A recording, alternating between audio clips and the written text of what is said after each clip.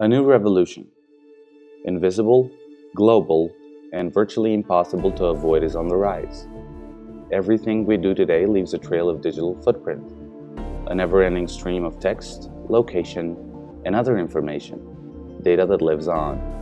When it comes to data, there are two sides: the part where we use the data to our benefit, and the part where some people use data to influence bad behavior.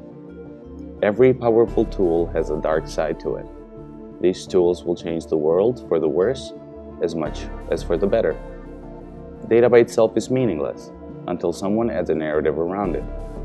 By the year 2020, data volumes collected will be at about 40 zettabytes. Can you guess how many zeros there are in 40 zettabytes? 21 zeros.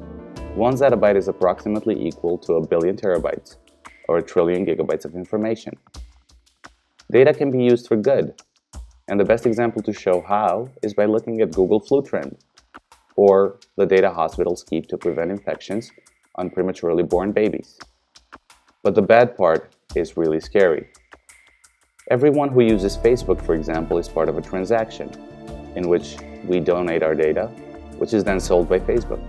Every time we receive a text or a phone call, our location is being recorded and stored on some server that is owned by our mobile operator.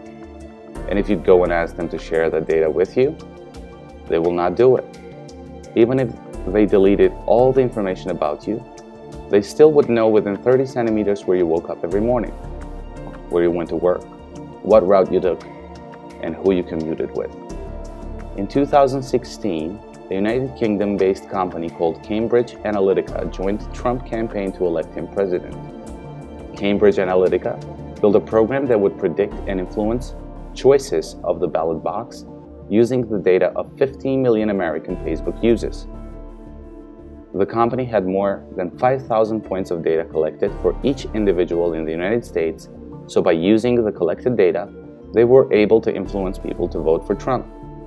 Also, the same company was behind the bad boys of Brexit that influenced voters in the United Kingdom to vote to leave the European Union.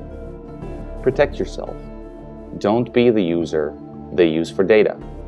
There is a lot we can do to prevent data being collected. Start by configuring your browser to delete cookies every time you close it. Apple has configured Safari to let the user decide if they want to allow cookies to be used or not. Use a firewall, which assists in blocking dangerous programs, viruses, or spyware before they get into your system. Limit social media sharing. Sharing too much can put your information in the wrong hands. Check privacy settings so that you can limit the number of people who can see what you are sharing. Most public free Wi-Fi do not offer any type of security. That means if someone with the right tools is connected into the same network, can see your online activity. Your privacy matters.